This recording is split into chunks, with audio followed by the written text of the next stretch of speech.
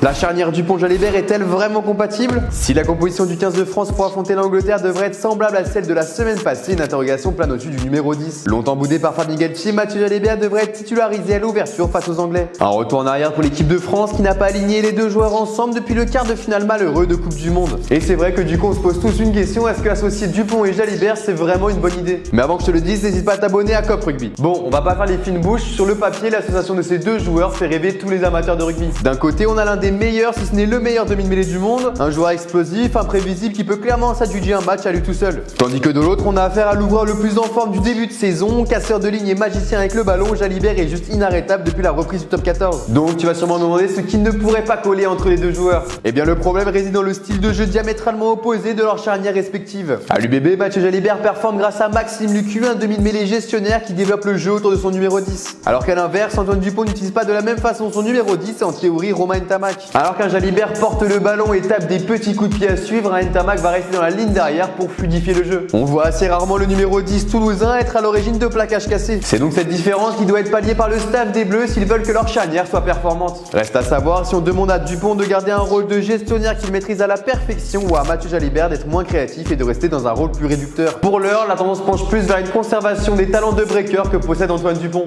Et qui sait, peut-être que les deux joueurs essaieront de garder leur jeu et que ça fera mouche. En tout cas, s'il y a bien un secteur à surveiller ce week-end, c'est sans aucun doute l'association à la charnière. Et toi, penses-tu que c'est une bonne idée d'associer Mathieu Jalibert à Antoine Dupont face à l'Angleterre? Dis-le moi dans les commentaires et si tu as kiffé, n'hésite pas à t'abonner à Cop Rugby.